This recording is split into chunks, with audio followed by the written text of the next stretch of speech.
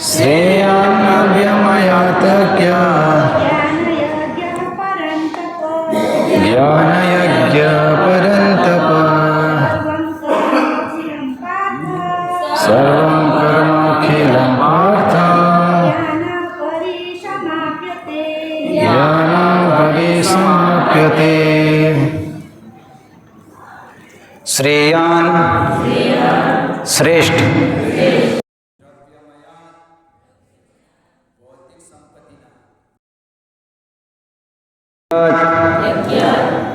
यज्ञ थी ज्ञान यज्ञ ज्ञान यज्ञ परंतप हे शत्रुओं दमन करनार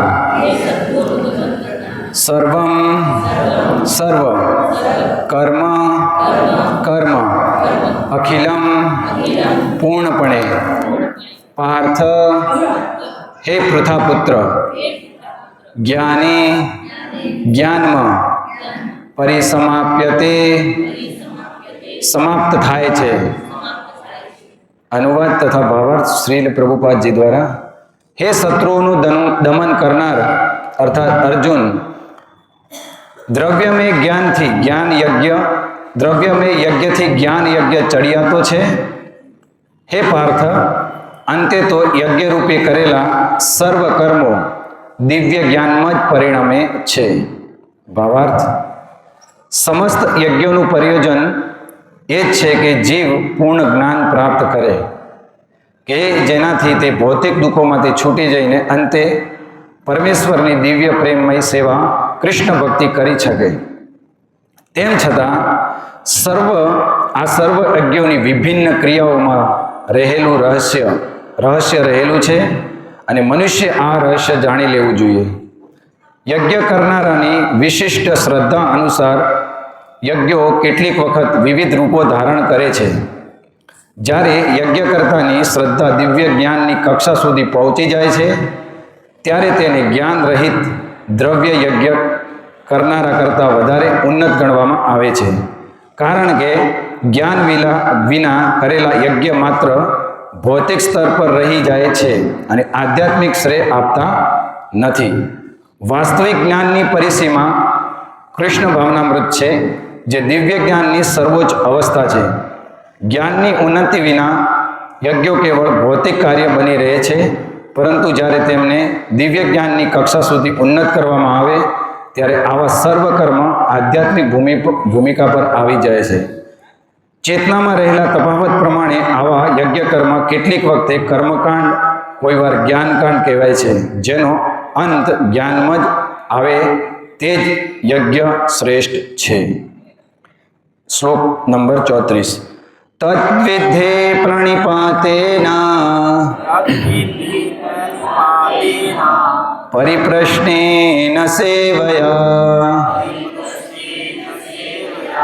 उपदेक्ष्यन्ति ते ज्ञानम् ज्ञानिन तत्वदर्शिना। अनुवाद सद्गुरु ने शरणे जईने सत्य ने जाणवानो प्रयास कर तेमने विनम्र थईने प्रश्न पूछ अने तेमनी सेवा कर ते प्रबुद्ध महात्माओ तने ज्ञानोपदेश करी शकशे कारण के तेमणे सत्यनुं दर्शन कर्युं छे। भावार्थ आत्म साक्षात्कारनो मार्ग निसंदेह अघरो छे तेथी भगवान आपणे उपदेश आपे छे के स्वयं तेमनाथी शरू थयेली गुरु शिष्य परंपरामां रहेला अधिकृत आध्यात्मिक गुरुना शरणे जवुं। आ गुरु शिष्य परंपराना सिद्धांतनुं पालन कर्या विना कोई साचा अर्थमां सद्गुरु थई न शके। भगवान ज आदि सद्गुरु छे तेथी परंपरामां रहेलो मनुष्य ज पोताना शिष्यने भगवाननो संदेश यथार्थ रूपे आपी शके छे। कोई माणस तेनी पोतानी पद्धति उपजावी काढीने आत्म साक्षात्कार पामी शके नहीं जेवुं हालमां मूर्ख पाखंडी लोको करवा लाग्या छे। श्रीमद भागवतम 6.3.19 में कहे छे धर्मम तु साक्षात भगवत प्रणीतम। धर्मनो मार्ग स्वयं भगवाने प्रतिपादित कर्यो छे तेथी मनना तर्क वितर्को तथा सूक्ष्म दलीलो मनुष्यने साचा मार्गे दौरी सकता नथी अने ज्ञान ग्रंथोना स्वतंत्र अध्ययन द्वारा पण मनुष्य आध्यात्मिक जीवन में उन्नति साधी सकतो નથી. જ્ઞાન પ્રાપ્તિ માટે મનુષ્ય પ્રમાણભૂત સદગુરુનું શરણ લેવું પડે છે. મનુષ્ય આવા સદગુરુને સંપૂર્ણ શરણાગતિથી સ્વીકારવા જોઈએ અને મિથ્યા અભિમાન રાખ્યા વિના એક દિન સેવક બની તેમની સેવા કરવી જોઈએ. આત્મ સાક્ષાત્કારી ગુરુની પ્રસન્નતા જ આધ્યાત્મિક ગુરુની પ્રગતિનું રહસ્ય છે. જિજ્ઞાસા તથા નમ્રતાના સુમેળ દ્વારા આધ્યાત્મિક જ્ઞાન પ્રાપ્ત થઈ શકે છે. નમ્રતા તથા ભેદભાવ ન હોય તો વિદ્વાન સદગુરુ સમક્ષ વ્યક્ત કરેલી જિજ્ઞાસા અસરકારક થશે નહીં.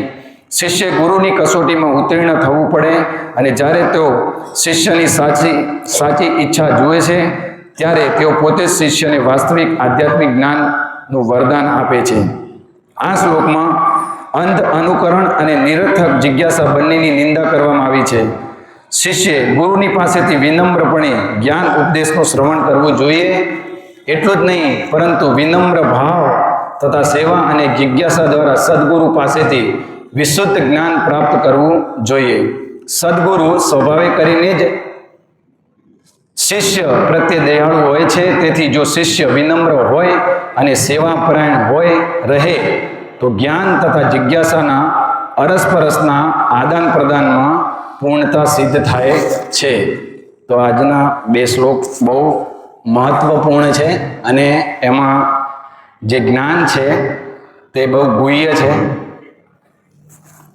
તો મારી સમજણની ક્ષમતા પ્રમાણે સમજાવવાનો પ્રયત્ન કરીશ.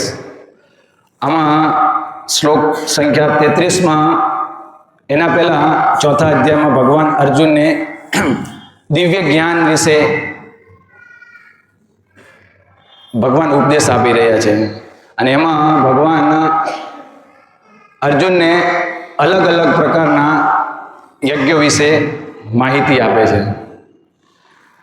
અને ભગવાન આ શ્લોકમાં કહે છે કે હે શત્રુઓનું દમન કરનાર, ભગવાન અલગ અલગ યજ્ઞ હોય, દ્રવ્યમય યજ્ઞ હોય, પછી દેવતાઓને પ્રસન્નતા માટે દ્રવ્ય એટલે જે સામગ્રી, પછી જ્ઞાન યજ્ઞ હોય, સંકીર્તન યજ્ઞ છે, એવા અલગ અલગ પ્રકારના યજ્ઞ છે.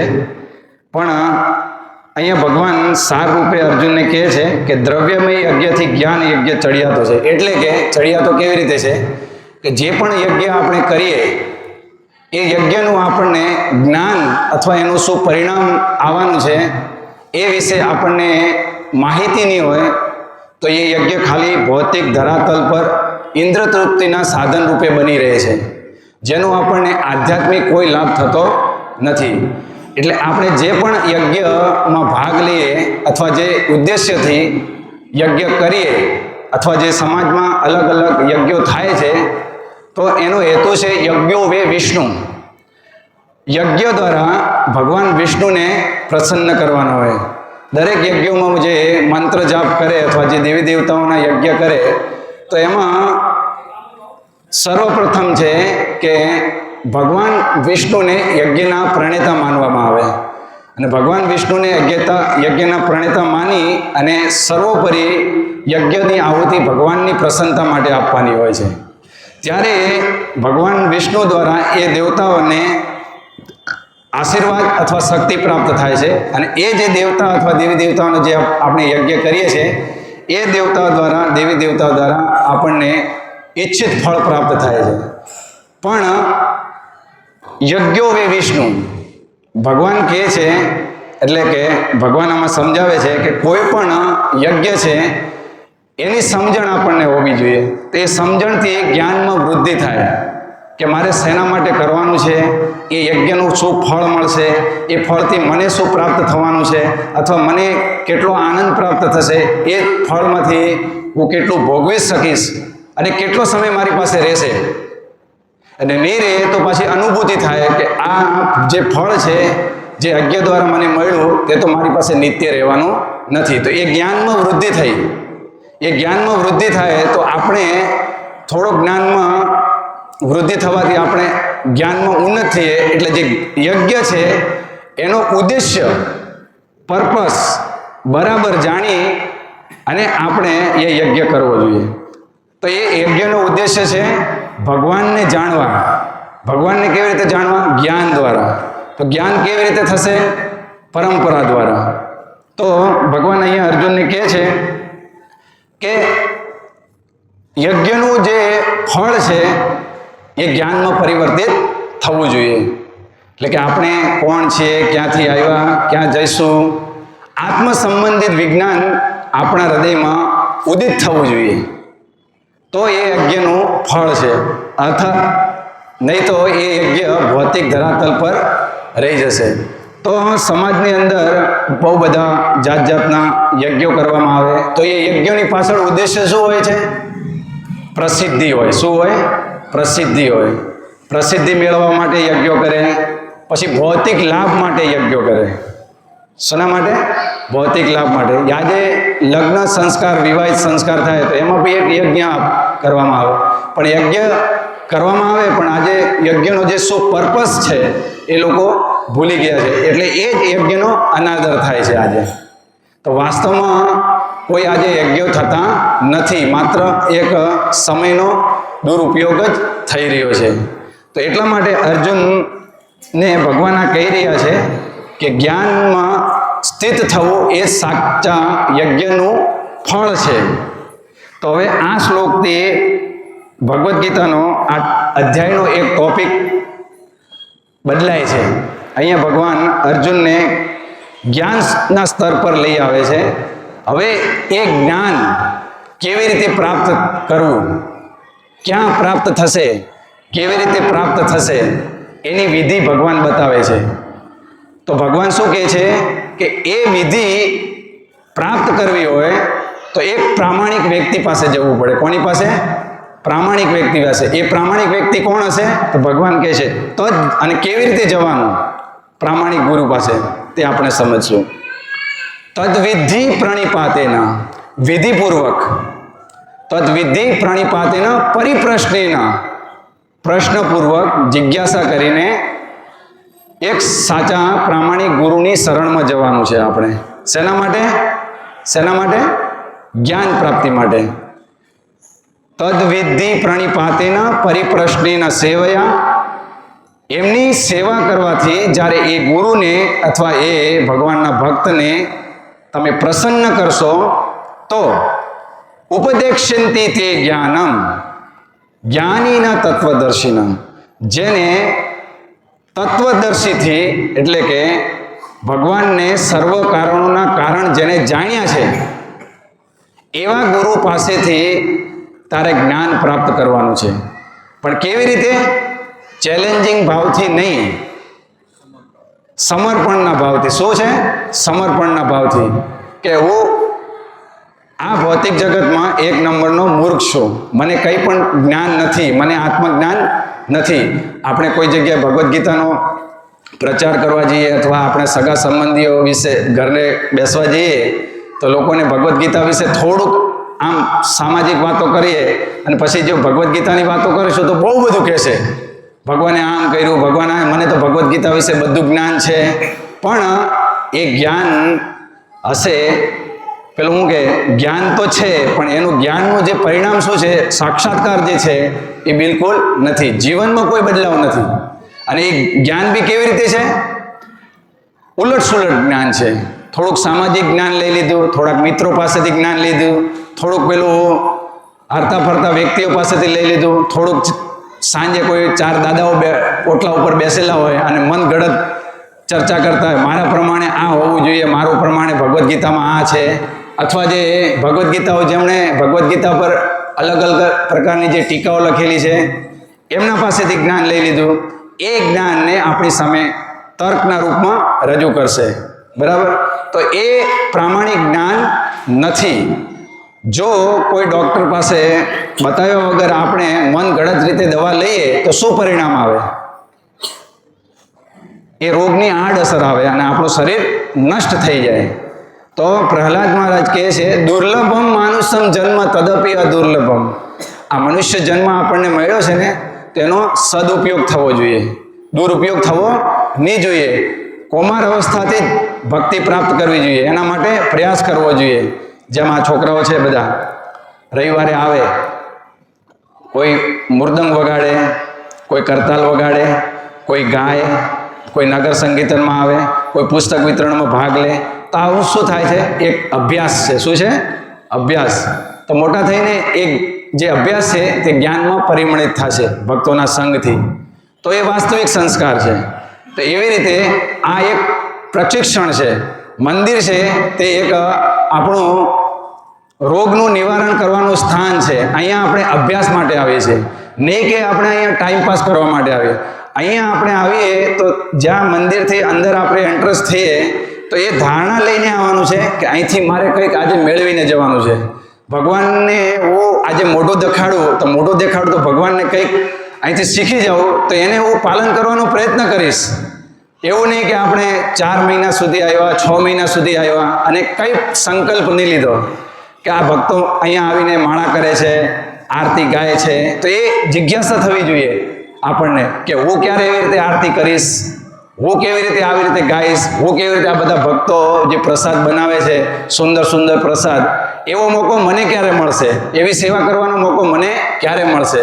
તો એ સેવાનું મહત્વ જાણશું ત્યારે આપણને એવું લોલુપતા જાગૃત થશે. તો આપણે વાત કરીએ છીએ કે પ્રામાણિક ગુરુના શરણમાં જવું જોઈએ. તો हमें गुरु के पास जाना चाहिए. तो केम આપણે ગુરુ પાસે જવાનું છે? કોઈ કહી શકશે આપણે ગુરુ પાસે કેમ જવાનું છે?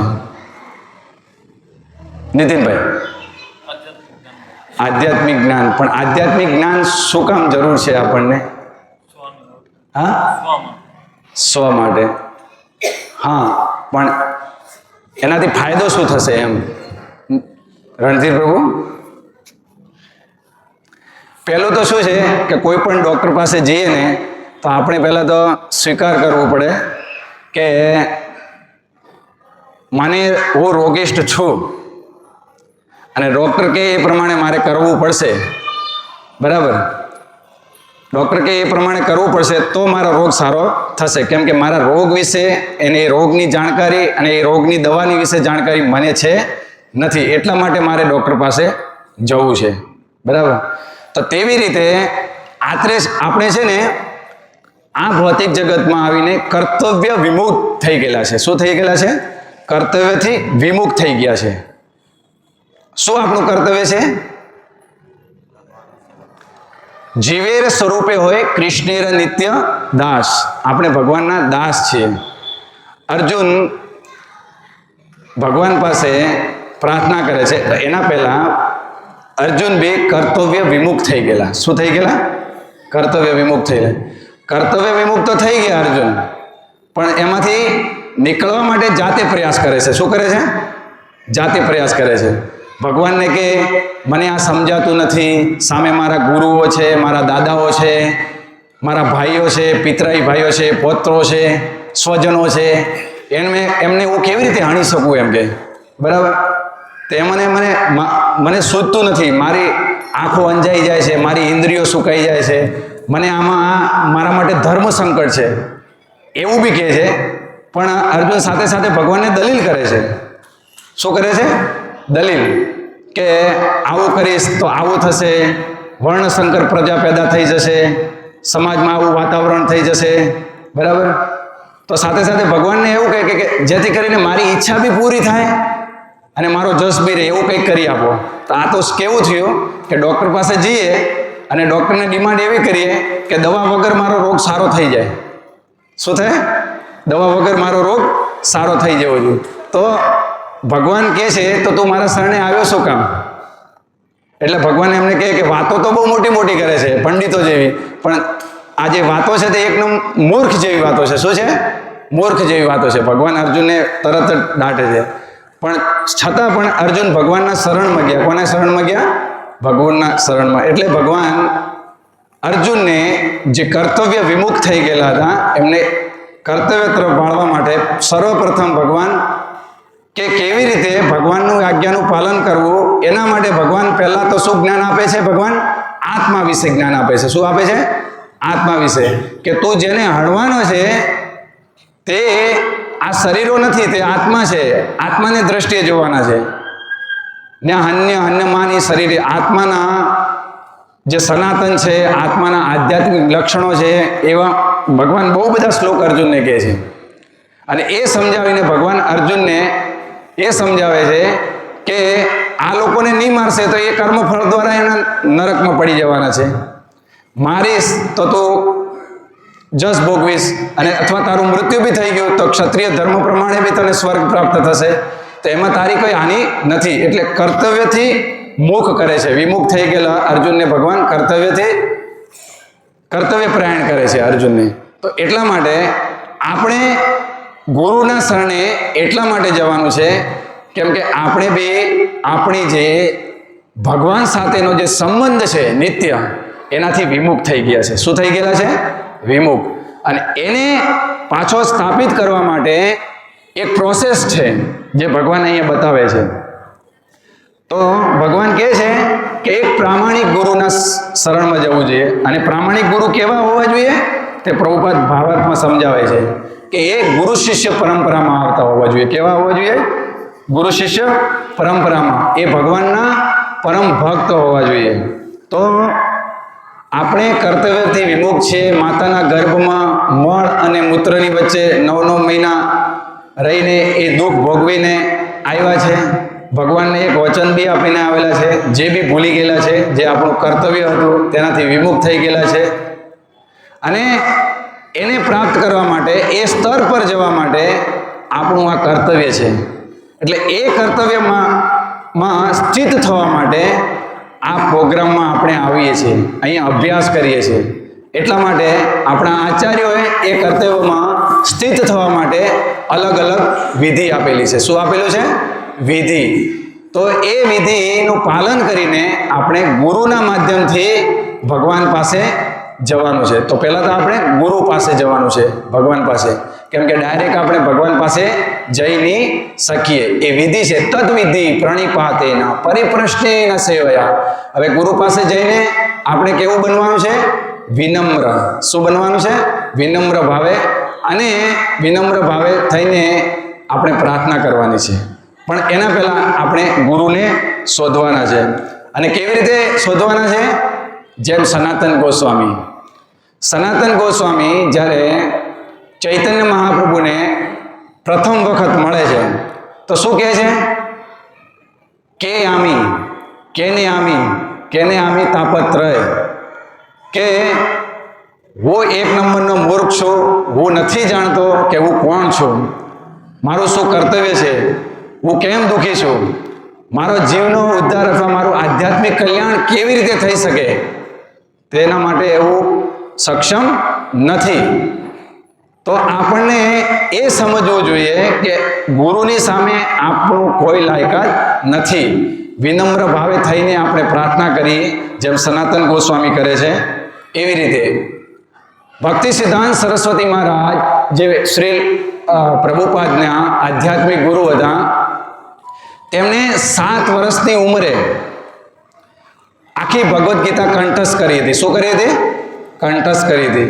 14 વર્ષની ઉંમરે એમને મહાન જે વિદ્વાનો હતા અને જે શાસ્ત્રમાં નિપુણ હતા, જે શાસ્ત્રના વાર્તાલાપ કરવામાં, શાસ્ત્રાર્થ કરવામાં નિપુણ હતા, જેમને કોઈ એમની સામે એ જે જગ્યા ઉપર જતા એવા પંડિતો, એવા શાસ્ત્રાર્થ કરવાવાળા જ્ઞાનીઓ, તે જગ્યાથી અમુક સાધુઓ તો એ જગ્યા જ છોડી દેતા કે એમની સામે આપણું કોઈ લાયકાત નથી. અને જો એ હારી જાય તો એને એ પોતાની હાર સ્વીકાર કરવાની એની સામે. એવા જ્ઞાનીઓ અને સાધુઓને ભક્તિ સિદ્ધાંત સરસ્વતી મહારાજે 14 વર્ષની ઉંમરે તો એમને પેશાબ કરાવી દીધેલા. એ ભક્તિ સિદ્ધાંત સરસ્વતી મહારાજ એમના આધ્યાત્મિક પિતા જે શ્રી ભક્તિવિનોદ ઠાકોરજી મહારાજ છે, એમને જઈને પૂછે છે, કે છે, જિજ્ઞાસા કરે છે કે મેં આ બધું જ્ઞાન અર્જિત કર્યું. શું કર્યું? મેં આ બધું જ્ઞાન અર્જિત કર્યું છે, મારી પાસે જ્ઞાન છે, મેં બહુ બધા વિદ્વાનોને જ્ઞાનમાં હરાવી દીધા, છતાં પણ મને અંદરથી આનંદ નથી આવતો ભક્તિનો. તેના માટે મારે શું કરવું જોઈએ?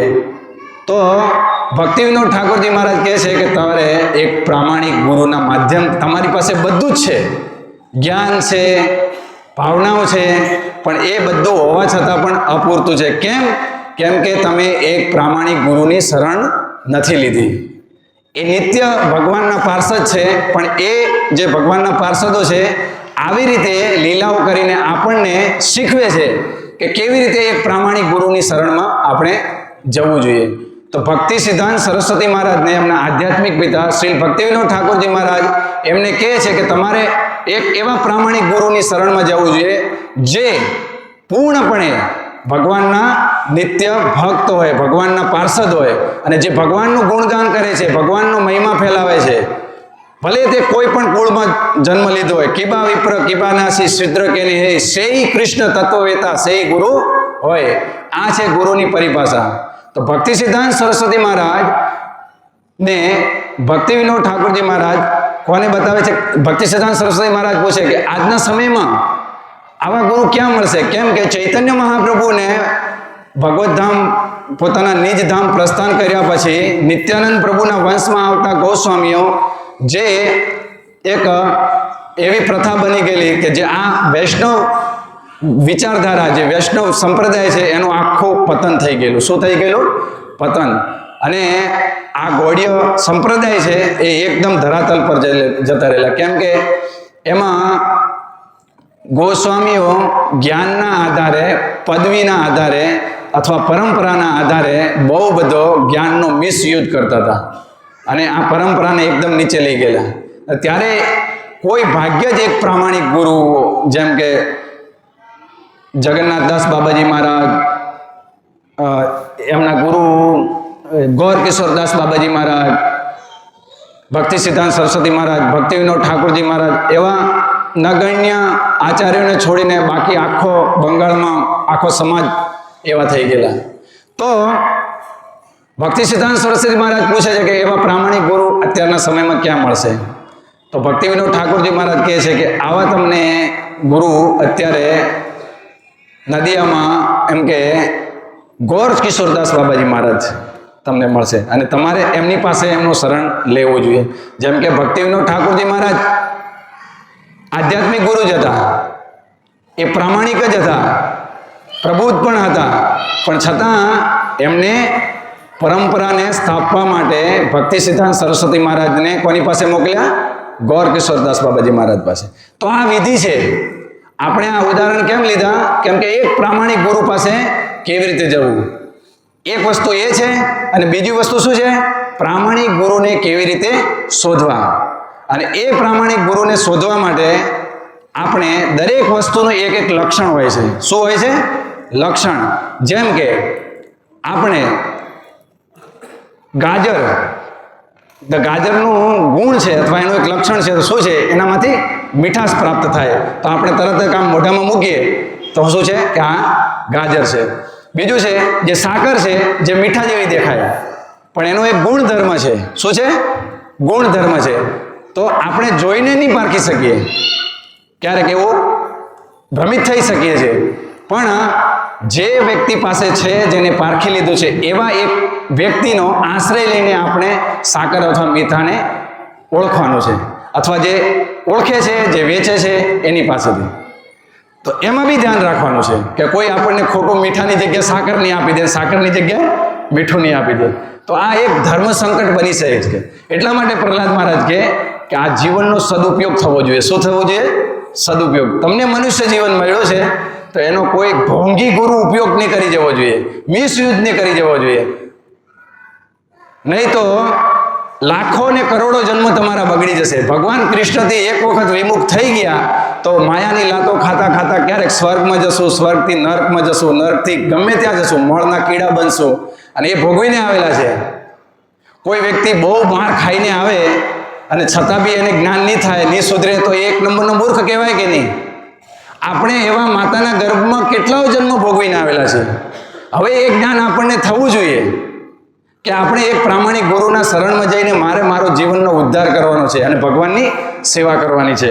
તો એટલા માટે ગુરુની પાસે જવું છે. તો ગુરુ કેવા હોવા જોઈએ? ગુરુના 3 પ્રકાર છે. શું છે? 3 પ્રકાર છે. એક છે પદ પ્રદર્શક ગુરુ, પદ પ્રદર્શક ગુરુ. બીજું છે શિક્ષા ગુરુ. ત્રીજું છે દીક્ષા ગુરુ. આ 3 પ્રકારના ગુરુ હોય. પથ પ્રદર્શક ગુરુ કોને કહેવાય? જેમ કે આજે આપણે નગર સંકીર્તનમાં ગયા નવસારીથી, બરાબર? તો નગર સંકીર્તનમાં ગયા તો બહુ બધા ભક્તો આવ્યા, ભાગ લીધો, બરાબર? નગર સંકીર્તનમાં જાય, પુસ્તક વિતરણમાં જાય. તો પુસ્તક વિતરણમાં ગયા, કોઈ વ્યક્તિને મળ્યા, ભગવદ્ ગીતા બતાવી, એને કીધું કે આ આપણા જીવનની એક મેન્યુઅલ બુક છે. જેમ કોઈ પણ વસ્તુને ઓપરેટિંગ કરવા માટે એક માર્ગદર્શન પુસ્તિકા આવે, એવી રીતે આપણે આ શરીરને અને શરીરમાં બેસેલો આત્માને કેવી રીતે સમજવું, એનો કેવી રીતે ઉદ્ધાર કરવો, તેના માટે ભગવાને આ જ્ઞાન આપ્યું છે આપણને. તો આ જે વિપરીત પરિસ્થિતિ છે, એવી પરિસ્થિતિમાં આપણે આ ભગવદ્ ગીતાનું જ્ઞાન કેવી રીતે આદર્શ રીતે પ્રસ્તુત અથવા પ્રાપ્ત કરીને આપણા જીવનને ભગવાન તરફ વાળી શકીએ, એટલું કહીએ અને કોઈ વ્યક્તિને વાત ગળે ઉતરી જાય, બરાબર ને? વાત ગળે ઉતરીને એને સ્વીકાર કરી લીધો, થોડાક દિવસો પછી એને વાંચવાનું ચાલુ કરી દીધું.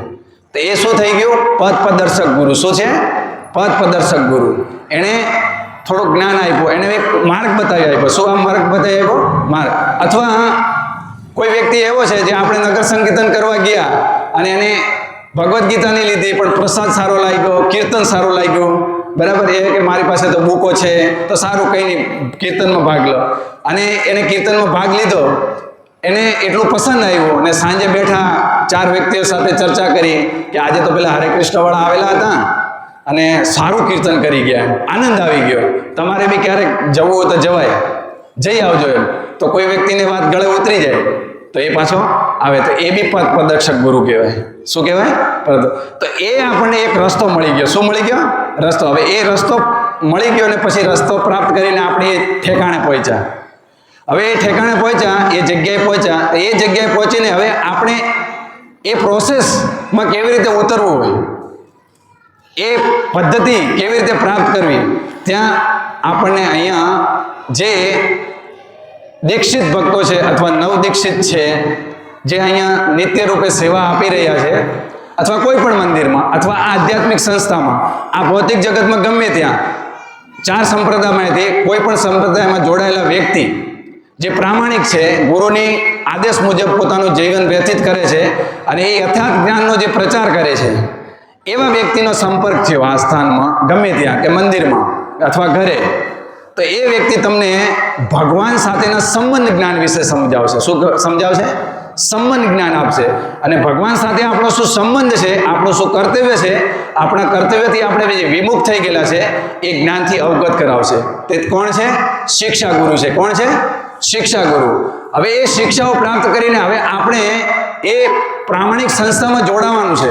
શું કરવાનું છે? જોડાવાનું છે. ભગવાન સાથે જે તૂટી ગયેલો સંબંધ છે એને આપણે પ્રસ્થાપિત કરવાનો છે. એ પ્રસ્થાપિત કેવી રીતે થશે?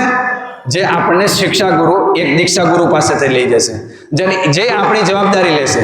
શિક્ષા ગુરુ દીક્ષા ગુરુને કહેશે કે આ 4 નિયમ છે તે બરાબર પાલન કરે છે, આણે પ્રભુપાદજીનું આટલું જે જ્ઞાન છે, ભગવદ્ ગીતા, શ્રીમદ ભાગવતમ, ઉપદેશામૃત, ભક્તિ રસામૃત સિંધુ, એ બુકોનું અધ્યયન કર્યું છે અને પ્રામાણિક રીતે નિયમોનું પાલન કરે છે, થોડાક આજ્ઞાકારી છે, બરાબર? તે શિક્ષા ગુરુ આપણા વતી ભગવાનને આપણા ગુરુની પાસે, દીક્ષા ગુરુ પાસે લઈ જાય અને દીક્ષા ગુરુ પાસેથી આપણને ભગવાન સાથે સંબંધ સ્થાપિત થાય છે. ત્યાં આપણને પ્રતિજ્ઞા લેવાની હોય છે. શું લેવાની હોય છે? પ્રતિજ્ઞા.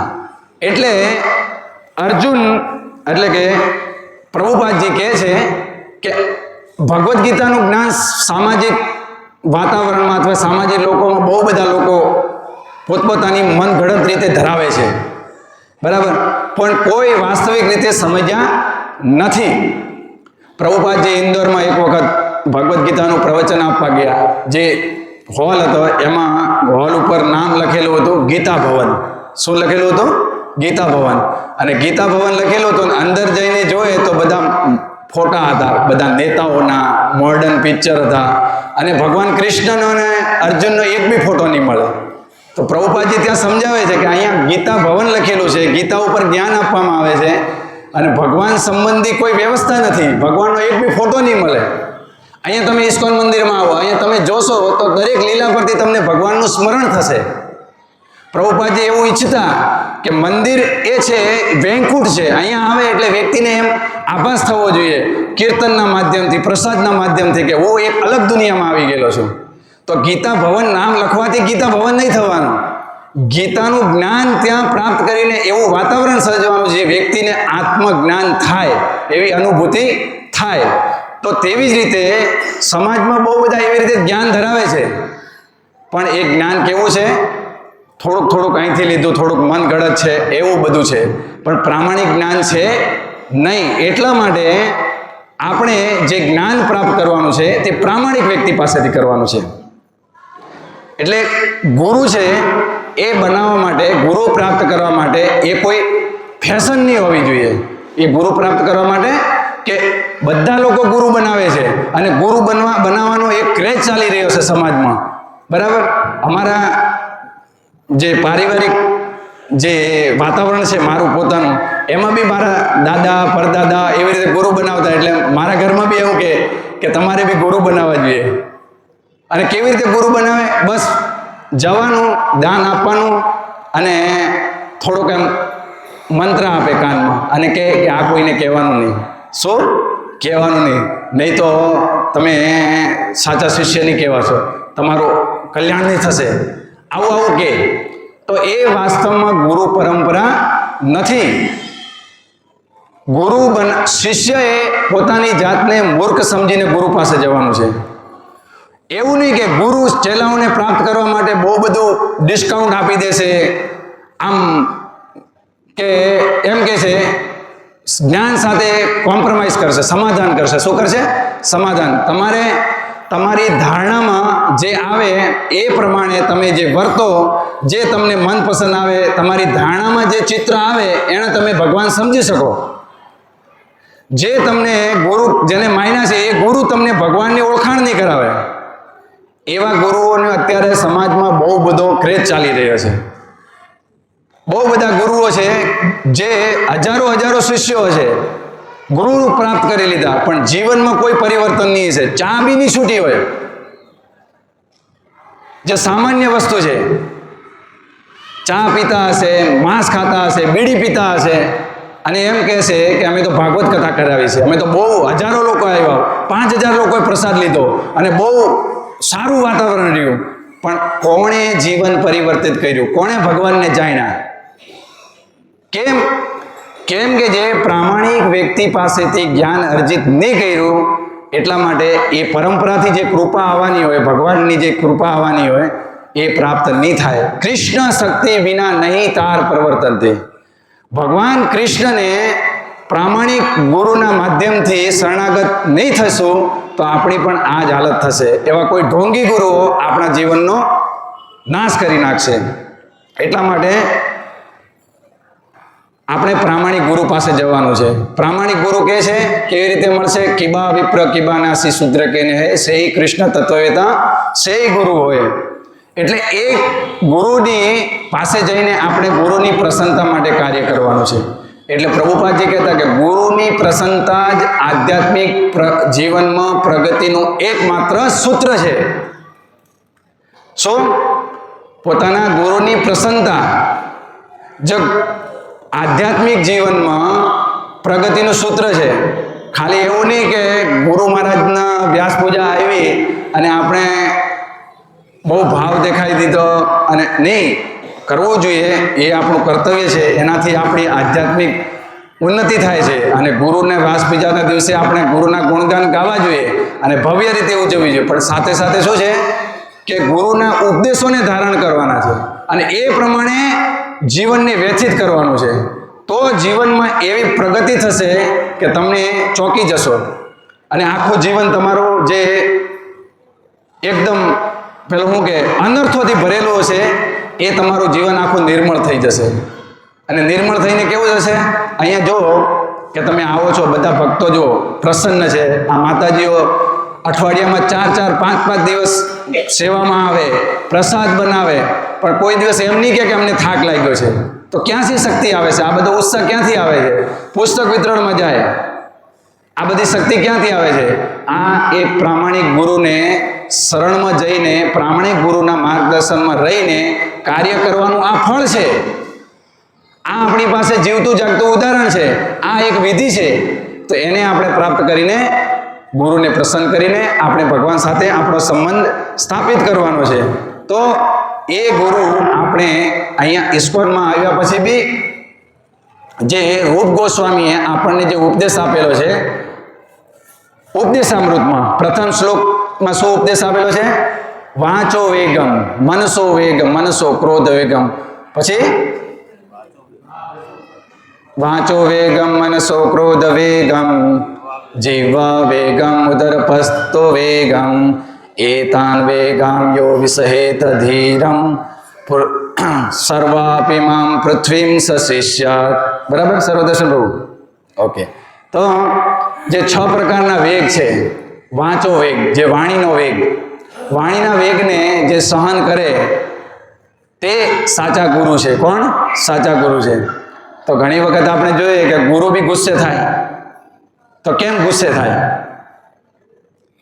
પોતાની ઇન્દ્રિય તૃપ્તિ માટે નહીં, શિષ્યના અનર્થોને કાપવા માટે. શેના? શિષ્યોના અનર્થોને કાપવા માટે.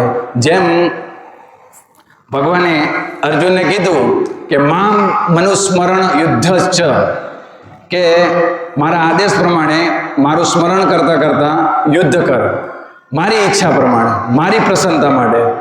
તો હવે અર્જુને યુદ્ધ કરવું હોય તો અર્જુન કઈ હસતા હસતા ગુસ્સા કર્યા વગર તો યુદ્ધ કરી નહીં શકે. બરાબર? યુદ્ધમાં બી એક જુનૂન જોઈએ. ક્ષત્રિયને જ્યાં સુધી ગુસ્સો અને એકદમ જુનૂન નહીં આવે સામેવાળા પક્ષ ઉપર, તો એ યુદ્ધ કરી શકે નહીં.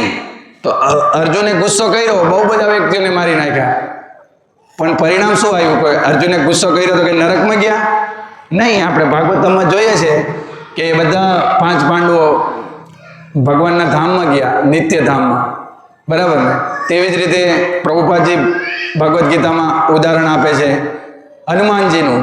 તો હનુમાનજી પણ આખી લંકાને બાળી નાખી, ગુસ્સે થયા ને. તો હનુમાનજી તો ભગવાનના ભક્ત છે. સમાજમાં આપણે કહીએ ને, તમારે હરે કૃષ્ણ વાળા ગુસ્સે નહીં થવું જોઈએ, તમે આ ખોટી વાતો કરો છો. તો શું કરીએ? તમારી વાતો પ્રમાણે સમર્થન આપીએ. અગર તમે અમને ગાળો આપશો તો અમે સહન કરી લેશું, પણ કોઈ પ્રામાણિક ગુરુને, પ્રભુપાદજી, આચાર્યોને, ભગવાનને આપશો તો પછી શાસ્ત્રની તલવારથી અમે કાપશું ગળા. શાસ્ત્રની તલવારથી, શું? જ્ઞાનની તલવારથી, હાથોપાઈથી નહીં. એ અત્યારે કલિયુગમાં કરવા જેવું નથી. કેમ કે પ્રભુપાદજી કે કોને મારશો એમ. આધ્યાત્મિક દ્રષ્ટિએ તો બધા પોતાના અનર્થોથી મરેલા છે, એમ કે મરેલા વ્યક્તિને મારવાની જોઈએ. એટલે એમને જ્ઞાનથી તલવારથી, એટલે જ્ઞાન નહીં, પહેલાં તો એવી વિધિ છે એમ. તો આપણે કહીએ, સમજીએ છીએ કે ગુરુનો જે લક્ષણો છે, તો ગુરુને એક પ્રામાણિક દ્રષ્ટિથી સમજવાના છે. બરાબર? તો એ ગુસ્સો બી ક્યારેક કરી દે છે તો એનામાં આપણે ભૂલ નહીં જોવી જોઈએ, એની પાછળ પર્પસ જોવો જોઈએ. અથવા આપણે એક એવા પ્રામાણિક મિત્ર હોવા જોઈએ આધ્યાત્મિક જીવનમાં, જે આપણને ભક્તિ તરફ ઉન્મુખ લઈ જાય, વિમુખ નહીં, ભ્રાંત ધારણાઓમાં નહીં, ભગવાનની તરફ ઉન્મુખ લઈ જાય. જ્ઞાનમાં અથવા આવી જે શંકાઓ આવે અથવા આવું ધર્મ સંકટ આવે તો એ ધર્મ સંકટમાંથી સરળતાથી આપણને બહાર લઈ જાય. અથવા એવી આધ્યાત્મિક ગુરુને શરણાગત થયા પછી, ભક્તિમાં આવ્યા પછી બી બહુ બધા ધર્મ સંકટો આવે, કષ્ટો આવે, પરીક્ષાઓ આવશે. તો એ પરીક્ષાઓમાં એક પ્રામાણિક મિત્ર, આધ્યાત્મિક મિત્ર આપણને સહાય કરે, માર્ગદર્શન કરે.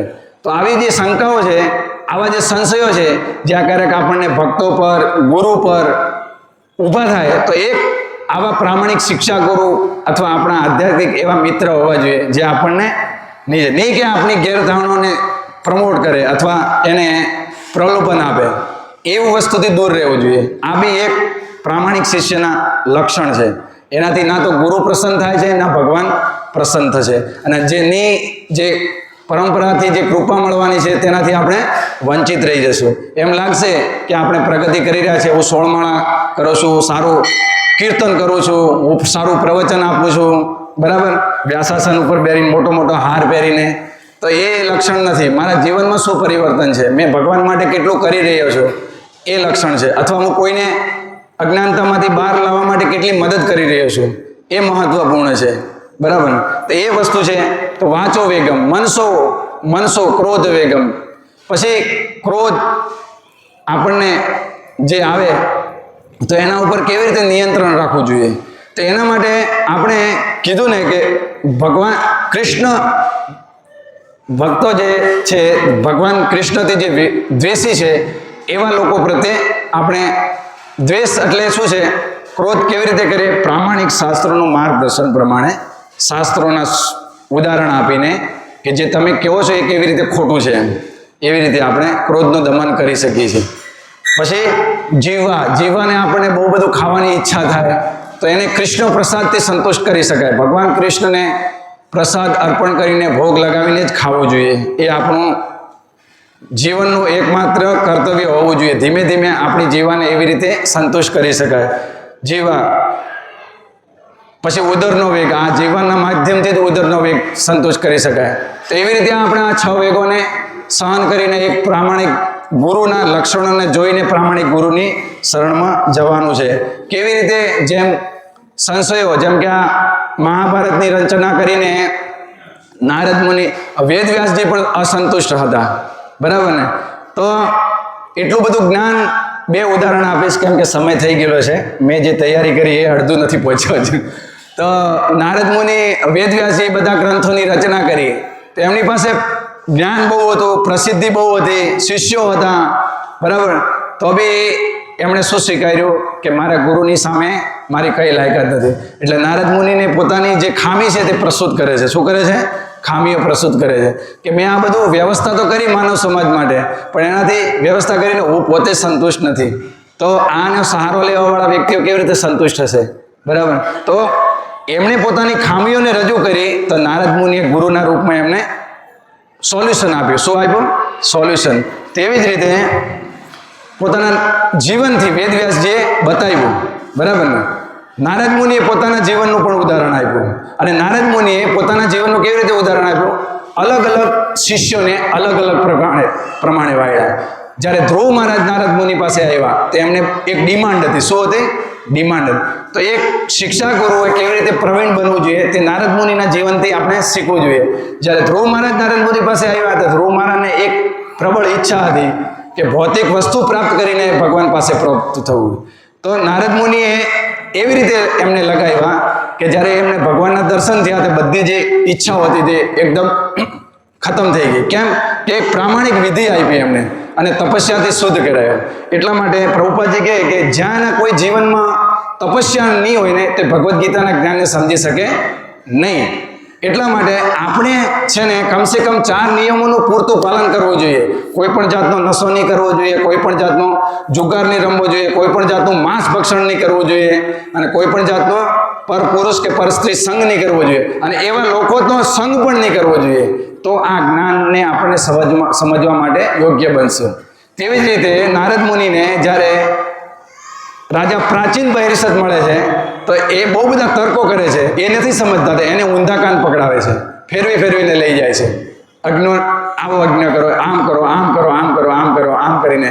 અને જ્યારે પ્રહલાદ મહારાજ મળે છે એ પહેલાથી શુદ્ધ હોય, યોગ્ય હોય, એટલે એમને ડાયરેક્ટ ઉપદેશ આપે છે.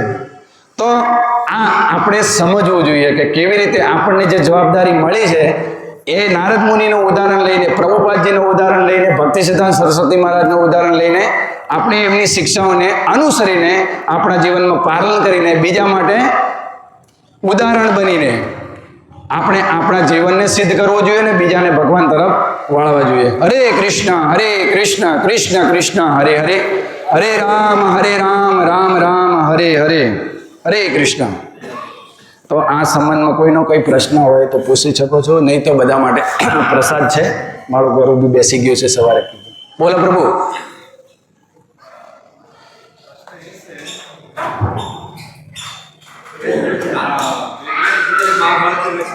હા હા